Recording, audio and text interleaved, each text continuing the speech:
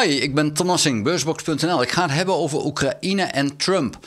Er zijn namelijk een aantal scenario's mogelijk van wat er nu gaat gebeuren. In ieder geval is de eerste verkiezingsbelofte van Trump rondom Oekraïne al verbroken. Dat was binnen 24 uur is het vrede. Nou, verrassing dat dat niet gehaald is. De volgende belofte die hij nu heeft gedaan, na de verkiezingen in feite, is over 100 dagen is het nu vrede. Nou, ook dat is de vraag of het gaat lopen, of dat gaat werken. Maar er zijn een aantal dingen mogelijk. Laat het duidelijk zijn, op dit moment is er niemand die weet hoe Trump uiteindelijk dit gaat aanpakken. Zelfs Trump weet dat niet. Geen idee heeft hij. Maar er zijn een aantal scenario's mogelijk. Het eerste scenario is natuurlijk dat hij Poetin eigenlijk zijn gelijk geeft en zegt, ja, waar de huidige grenzen, de fronten nu liggen, dat is voor Rusland en Oekraïne heeft het maar te pikken. Nou, als dat scenario het wordt, dan zal Oekraïne de strijd voortzetten. En dan zal Europa dus voor de hulp van Oekraïne moeten komen, want Amerika houdt dan de handen eraf. Dat zou betekenen, als dat zo gaat gebeuren, dat de NAVO uit elkaar gaat vallen, omdat Amerika in feite door de rest van de NAVO wordt gezien als zijnde van ja, jullie helpen niet meer. Ja, dan hebben we geen relatie meer. Het zou een heel slecht scenario zijn. Dus ik hoop dat dit niet gaat gebeuren. Dan is er een ander scenario. Dat is helemaal de andere kant op. Dat Poetin zegt van, ik wil helemaal niet praten over we gaan door. En dat Trump vervolgens zegt, oké, dan gaan alle remmen los en we gaan Oekraïne nu echt helpen. Want laat het duidelijk zijn, Biden heeft Oekraïne niet echt geholpen. Biden heeft steeds de rem erop gehouden. Dat was in het begin van, ja, we moeten maar eens afwachten of Oekraïne het volhoudt. Want ja, voor hetzelfde geld waren ze gewoon opgerold. En dan waren al die wapens die we hadden gegeven in handen van Rusland gekomen. Maar later kwam er ook wel bij dat de regering Biden eigenlijk zoiets had van die oorlog die moet even voortduren. Want dan kunnen we Rusland echt gewoon compleet uithollen. Het is geen onterecht beleid geweest. Laat dat duidelijk zijn. Er is wat voor te zeggen om een Rusland wat al 8 keer eerder na 1991 een oorlog heeft gevoerd waarbij het ging om uitbreiding van haar terrein. Er is wat voor te zeggen om dat Rusland uit te hollen, economisch en militair. Dus het is niet zo dat ik zeg van Biden was vreselijk, maar deze oorlog had heel anders kunnen verlopen. Veel beter kunnen verlopen voor Oekraïne als Amerika wat sneller met de nodige hulp was gekomen.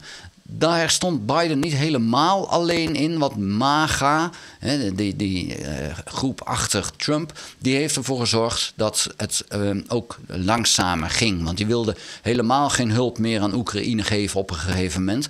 Ja, dat heeft Poetin in de kaart gespeeld en dat heeft voor Oekraïne heel veel extra leed gegeven. Nou, zou dit scenario het worden, ja, dan zal Oekraïne uiteindelijk helemaal kunnen winnen. Dat betekent dat zowel Oost-Oekraïne als de Krim weer Oekraïens kunnen worden. Dus dat zijn de twee uitersten.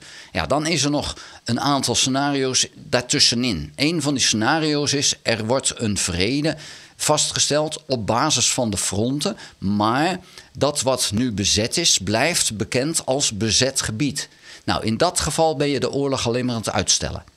Dan gaan de partijen bewapenen en dan krijg je het scenario van de Tweede Wereldoorlog, waarbij je dus eerst toe hebt gegeven, Sudeten, Duitsland en dergelijke, Duitsers. En dat je daarna, terwijl iedereen zich bewapent, een echte oorlog gaat uitvoeren die veel groter en vreder gaat worden dan dat je nu zou doen als je door zou zetten. Dus ik zie dat niet zitten als zijnde van een oplossing waar je uiteindelijk gekomen. Dan is er ook nog een situatie mogelijk waarbij je zegt van oké, er komt een vrede.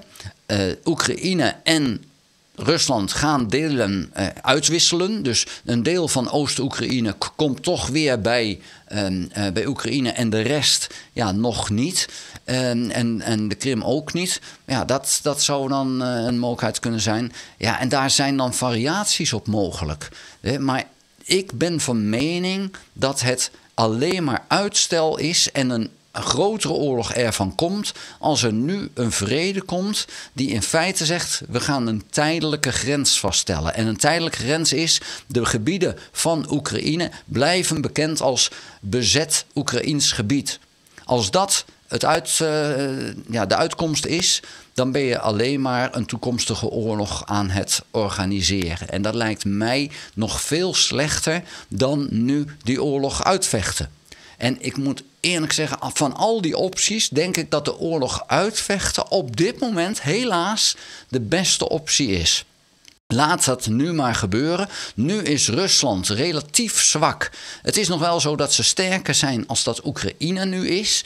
Maar het verschil is niet zo groot. En Rusland is nu door zijn voorraden heen. De economische kracht van Amerika, van Europa, is vele malen groter dan de economische kracht van Rusland. De militaire kracht van Amerika en Europa is ook veel groter dan de huidige militaire kracht van Rusland.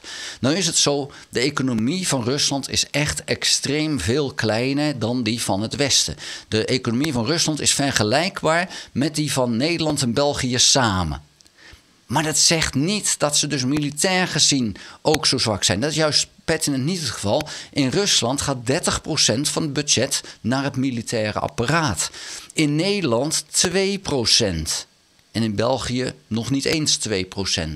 Dat maakt nogal een verschil. Dus dat hele kleine economische krachtje van Rusland is voor de militairen genoeg om er toch een enorm militair apparaat mee op te bouwen. Omdat er heel veel van die economie alleen maar voor het militaire apparaat is. Dat gaat het Westen uit zichzelf nooit doen. Dat gaan ze pas doen op het moment dat Rusland daadwerkelijk het Westen gaat binnenvallen. Ja, dan zijn we werkelijk te laat. Dus wat dat betreft kan je het nu beter, die oorlog die Rusland zelf is begonnen, daar nu in Oekraïne uitvechten.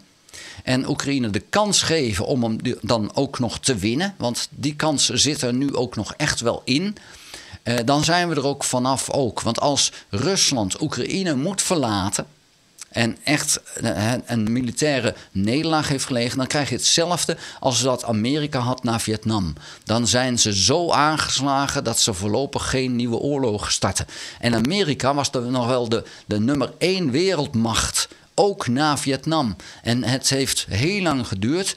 De verovering van Grenada, nou, een eilandje van niks.